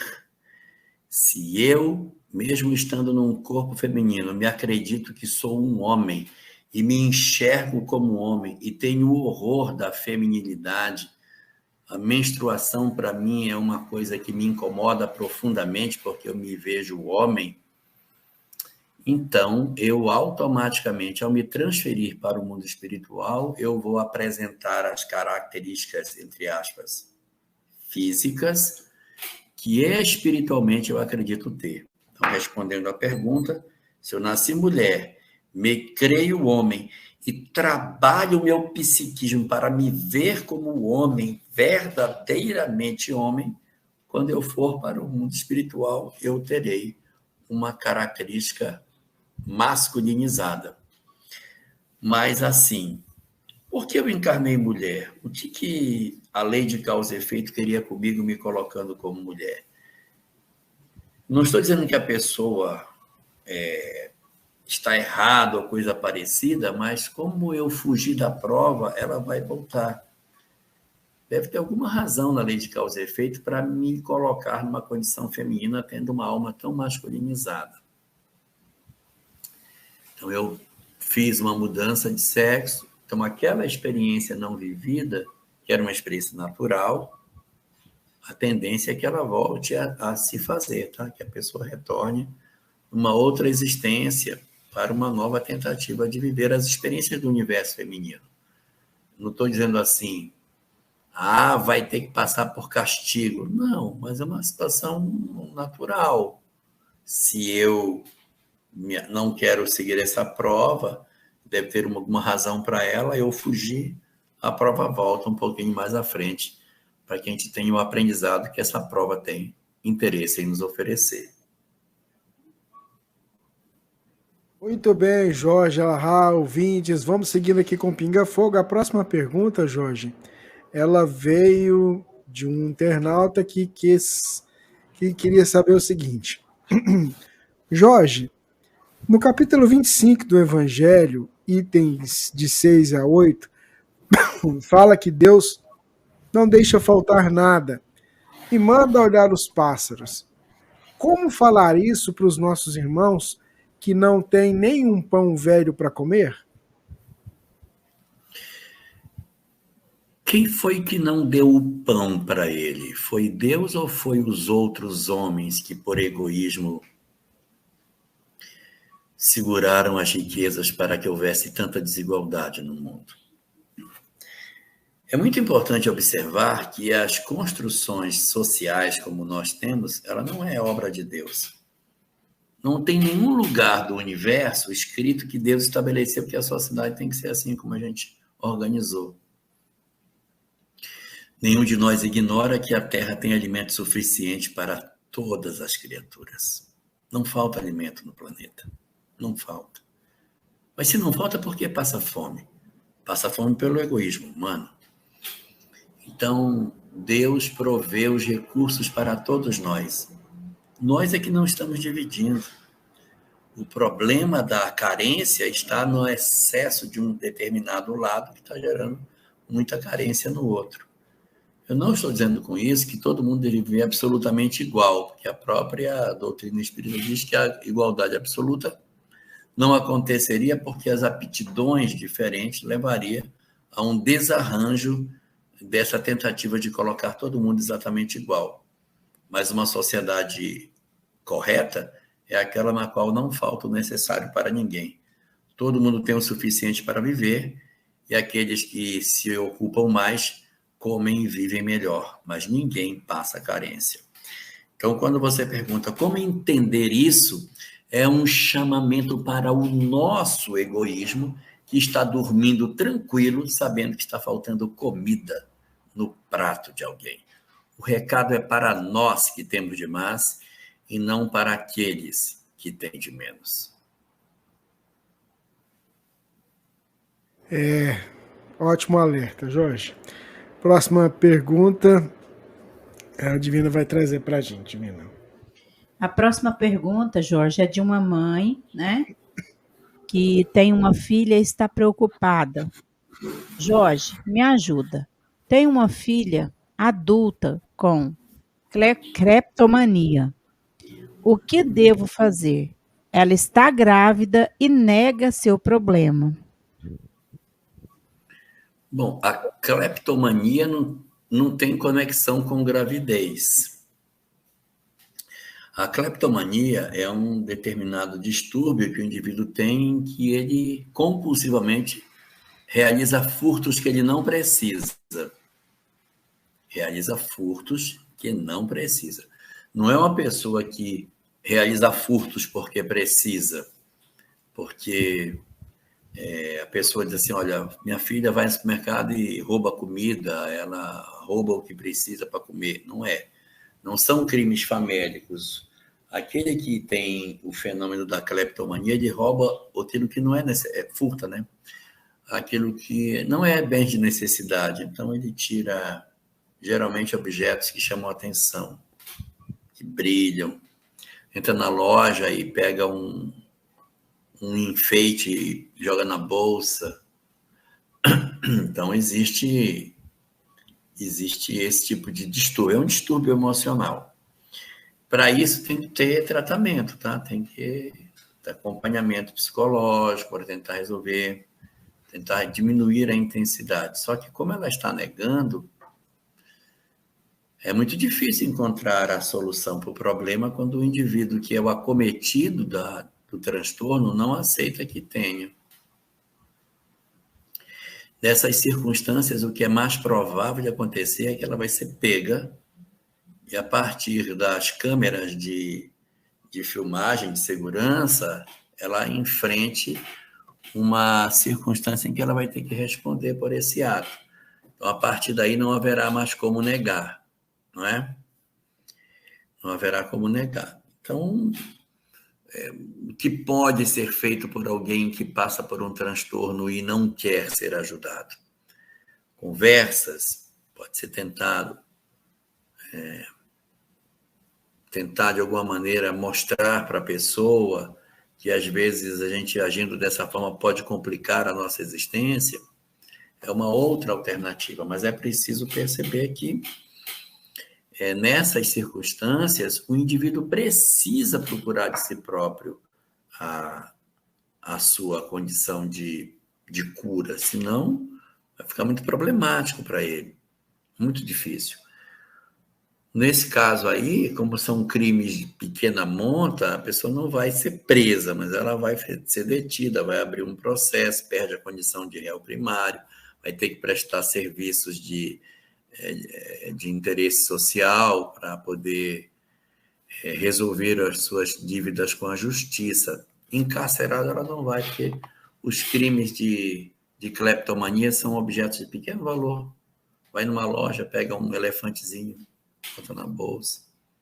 Não é nada que a gente possa dizer, nossa, pegou uma coisa valiosíssima. A gente não costuma pegar coisas valiosas. Com relação à gestação, não há nenhuma conexão. Ela está grávida ou não está grávida, isso aí não interfere em nada e vai tocar a vida como toca.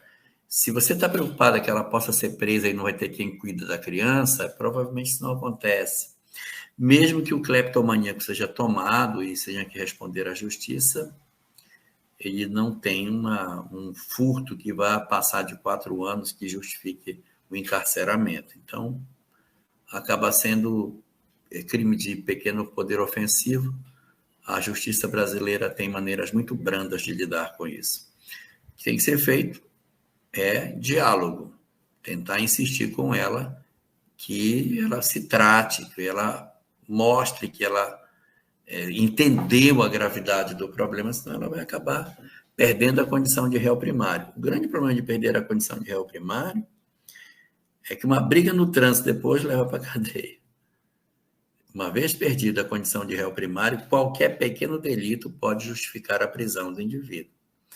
Então, isso é que é o grande prejuízo da perda dessa condição na nossa sociedade.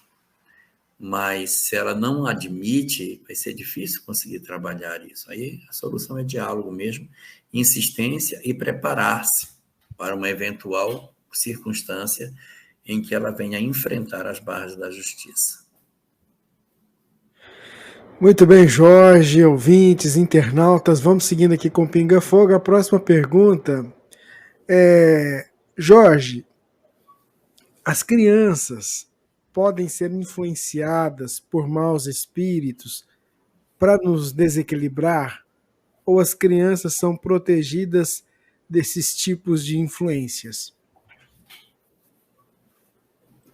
Via de regra, as crianças possuem uma proteção muito grande, exatamente porque são mais frágeis, estão em retomada evolutiva da encarnação e emitem poucas conexões com os seus obsessores. Eles não conseguem achar com facilidade.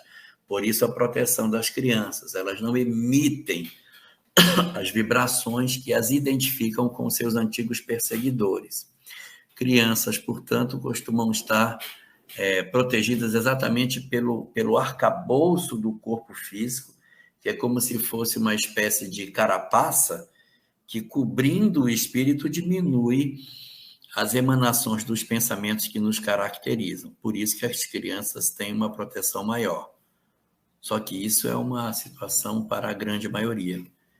Se você for um espírito profundamente comprometido, se trouxer graves conflitos do passado, mesmo na infância, é tanta intensidade que, ainda que o corpo abafe, os espíritos obsessores conseguem rastrear e encontrar esse indivíduo. Então, mesmo que exista uma proteção para essa condição, a gente não pode desconsiderar que existe uma circunstância através da qual o sujeito que encarna numa criança ainda continua conectado aos seus obsessores, ou facilmente manipulado pelos obsessores. Então, respondendo à pergunta, via de regra, a criança está menos sujeita a essa influência negativa. Mas muitas crianças ainda conseguem manter a conexão com seus perturbadores e podem, sim, ser utilizados com esse objetivo. O que fazer, então? Evangelho no lar. Mas eu já faço, então faça todo dia. Aumente a intensidade, conecte-se com mais frequência. Realize uma entrega mais profunda. Aproxime-se dos meninos. Quando eles estiverem dormindo, diga palavras positivas. Diga que os ama, que eles são importantes, que eles são pessoas importantes. Fale de amor. Não espragueje seus filhos. Desgraça de menino horroroso. Desgraça, por que não some? Meu Deus! Não espragueje em cima delas. Trate de maneira positiva. Faça tudo porque as crianças precisam de muito socorro espiritual para que essas conexões permaneçam suspensas. Se você começa a bombardear esses pensamentos, você pode acelerar a conexão dessas entidades perturbadoras, porque as crianças passam a vibrar num clima de desarmonia, de ódio, de desamor, provocando assim com conexões mais profundas, e elas passam a ser usadas como elementos de perturbação mais cedo.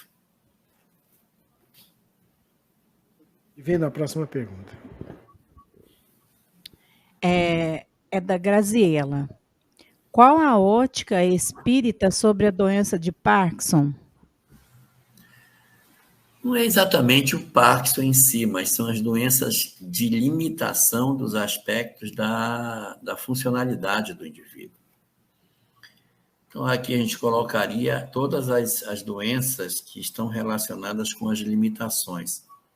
Parkinson, AVC, demências, Alzheimer, que no fundo elas convergem para um mesmo ponto. Parkinson com um pouco de diferença, porque o indivíduo continua com o pensamento razoavelmente correto, assim como se dá com aquele que tem um AVC.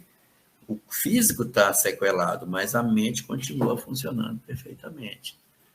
Então, são limitações que se impõem em função de determinadas características que a nossa condição orgânica exige.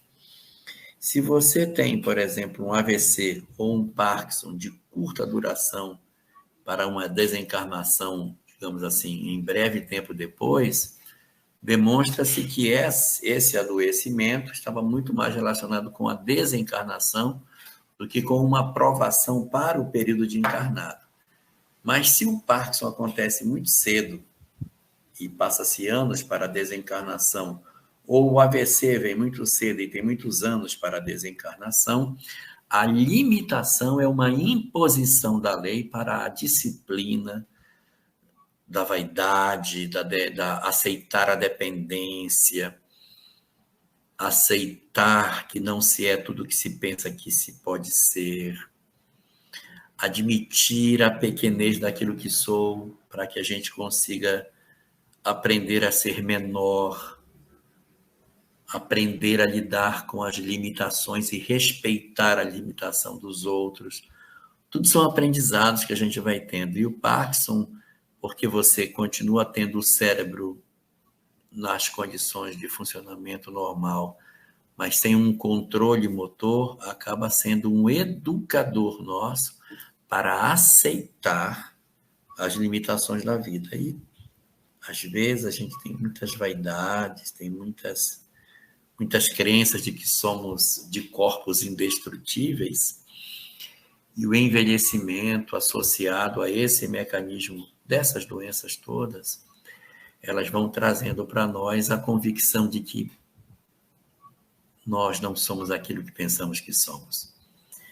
E uma tendência de tudo isso é a busca da espiritualidade do homem, que quando ele se percebe frágil, ele tem uma tendência de procurar uma compensação numa força maior do que ele. E é quando, então, a espiritualidade consegue brotar nas pessoas. Então, envelhecimento, adoecimento, limitações para o final da existência são convocações, são clarins que tocam na nossa vida, acordando o espírito para a necessidade de despertar para as questões espirituais. Outro dia eu estava num local, jantando com os amigos, semana passada. E aí a garçonete veio atender e perguntou: vocês estão fazendo isso na cidade? Não, não somos. Viemos aqui só para fazer um evento espírita. Espiritismo? O que é espiritismo? Vida após a morte. Ah, tá. Aí eu aproveitei, chamei a garçonete e perguntei para ela: Você acredita em vida após a morte? Só para saber. Ela ficou assim, aí disse: nunca pensei sobre isso. Não sei. Nunca me detive para perguntar para mim mesmo se eu acho que tem vida após a morte ou não. Então, a própria moça nunca se questionou sobre isso. Uma moça jovem, muito bonita, trabalhando, não está perguntando sobre isso. Mas na hora em que a limitação se impõe, que você não tem mais a mesma capacidade de sair, de ir, de fazer, isso projeta o indivíduo num processo de recolhimento interior e que faz com que determinados questionamentos e pensamentos que nunca teriam acontecido passem a acontecer. Por isso que os mais velhos são mais voltados para a religião do que os mais jovens. Interessante, o trabalho é muito grande, né, Jorge? Tá vendo? Você encontrou, né? Eu ficava olhando assim, aquela quantidade de gente, esse pessoal não sabe Nem que é um espírito. O trabalho é grande. Gente, está chegando ao final do programa. Vamos fazer a prece. O Jorge vai fazer a prece para a gente. E eu tenho certeza que você aí do outro lado, acompanhando conosco, vai receber as energias necessárias, restauradoras, para continuar a caminhada evolutiva. Vamos lá, Jorge, com você. Vamos orar.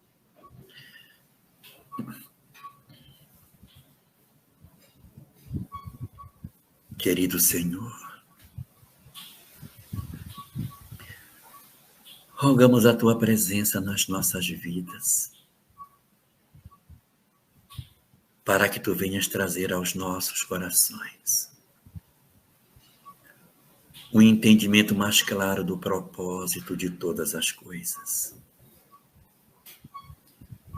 Nossos dias, Senhor, têm se passado no meio de tantas angústias. O sentimento da inutilidade,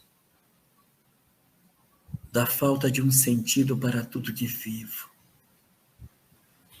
tem trazido para minha alma a sensação amarga da desistência de todas as coisas. Me falta, Senhor, uma compreensão mais nítida daquilo que nos circunda. Rogo-te, Senhor da vida, que me seja possível o contato com a mensagem consoladora, que me permita perceber o sentido da minha própria existência. Tenho sido visitado por tantas ideias amargas que fazem no meu coração morada e me fazem sentir, Senhor, que a minha existência parece não ter um propósito maior. Por isso eu te rogo que para os dias que eu atravesso, que tu me permitas perceber, Senhor, aquilo que outros tantos me falam, mas que eu ainda não consigo perceber na intimidade do meu ser. Deixa que a fé me visite, que o meu coração se sinta convicto de que sou um espírito, que eu me fortaleça no entendimento de que eu sou uma alma, Senhor, e que eu sobreviverei ao corpo. Eu preciso ter convicção de que tudo que atravesso são dores transitórias e de que eu sou imortal. Essa compreensão da vida tem me feito falta. E percebo que só ela pode dar sentido a todas as coisas. Por isso eu te rogo, Senhor, que tu me dês a chance de que o meu coração seja iluminado profundamente pela fé. Que aquilo que ouço possa verdadeiramente fazer morada em mim. Que os meus pensamentos possam ser substituídos pela certeza da imortalidade, pela compreensão da continuidade da vida. Que eu consiga, ó Senhor, entender que aqueles que me precederam na grande viagem estão vivos. Eu necessito dessa compreensão para que eu tenha força. Traze para os meus dias as luzes do esclarecimento espiritual que estão me fazendo tanta falta, para que eu releia todos os enigmas da vida pelas luzes do Espírito. Ó Senhor, me ajuda a entender o mecanismo da reencarnação, Me ajuda a compreender essa lei de causa e efeito que tanto me falam e que eu preciso compreender o mecanismo que ela tem para que se encha de beleza a minha existência, para que eu compreenda o teu amor, para que eu consiga perceber que existe uma razão para as minhas lágrimas.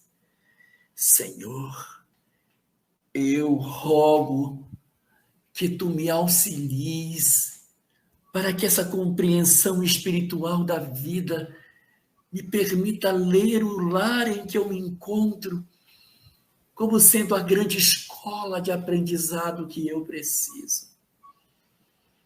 Ajuda com que eu consiga ver meus pais como espíritos que possuem um tempo de passagem pela terra e que demandarão ao mundo espiritual, continuando suas histórias sem terem desaparecido.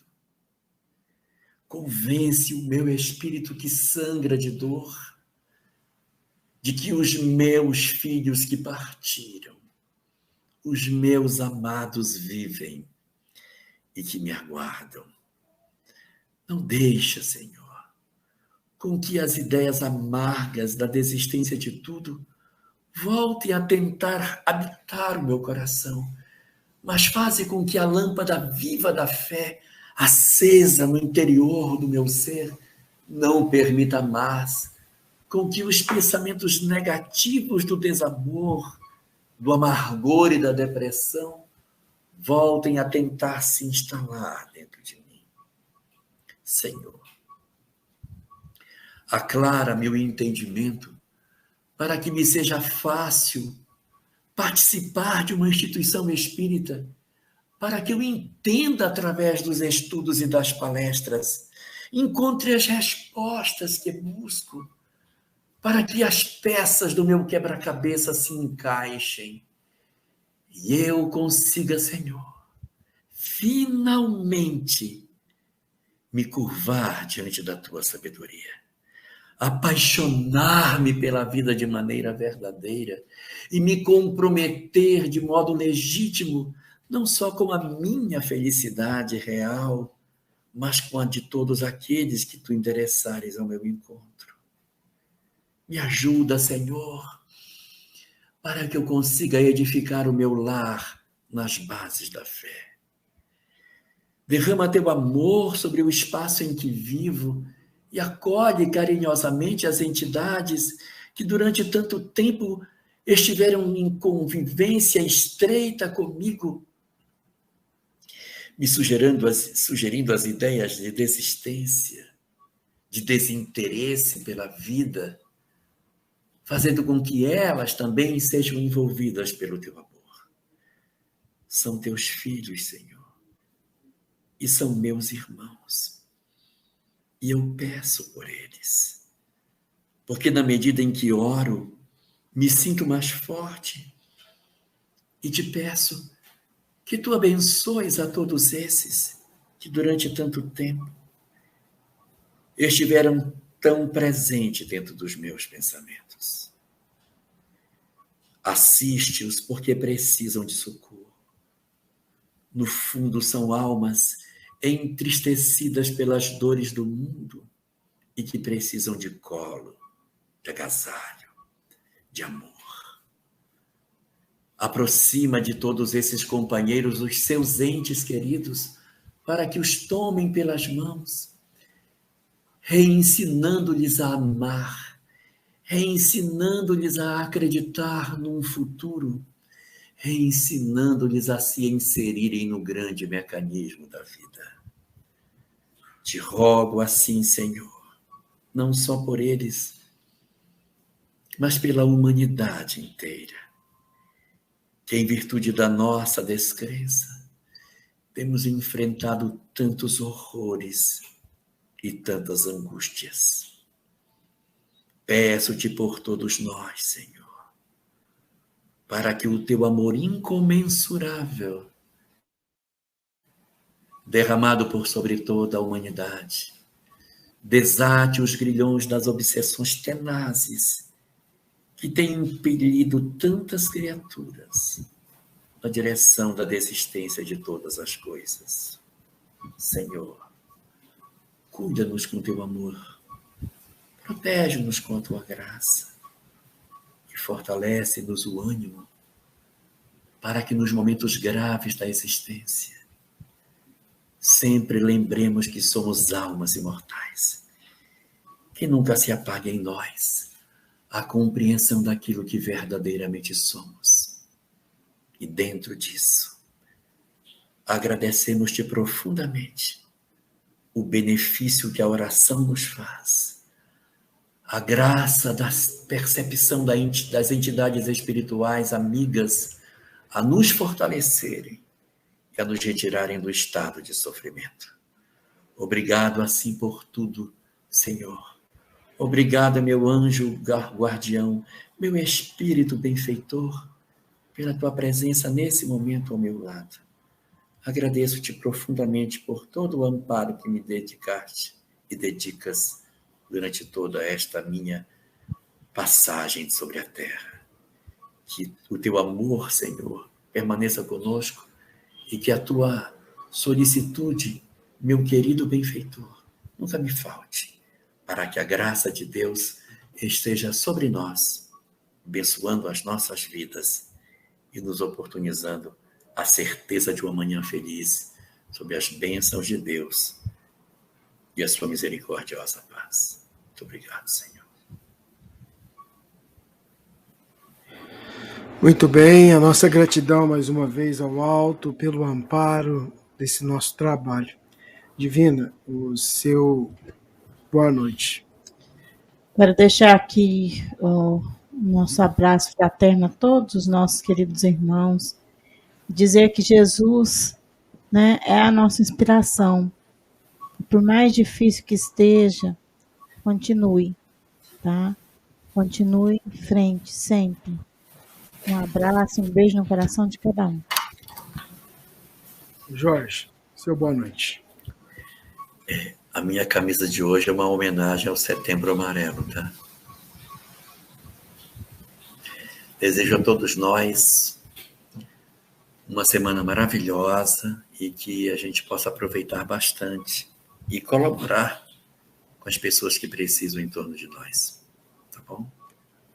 Então é isso, ó.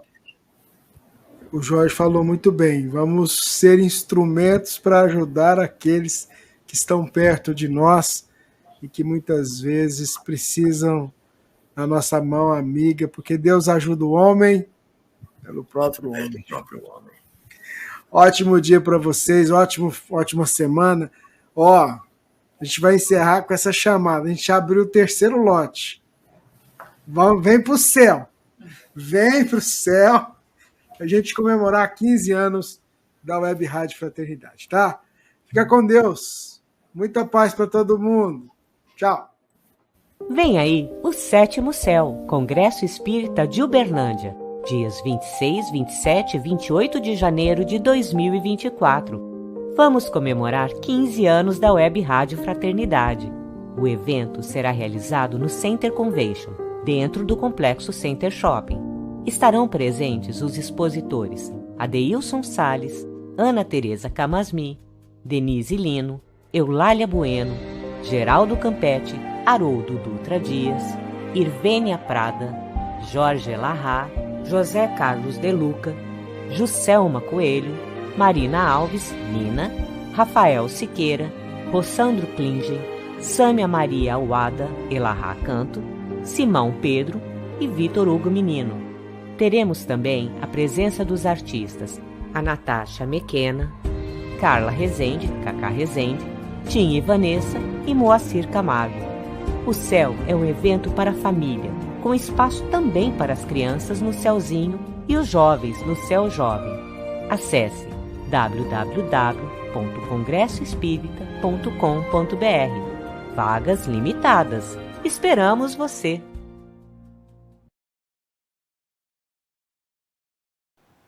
Chegamos ao final da nossa atividade. Muitíssimo obrigado mesmo pela sua companhia e espero você no próximo evento.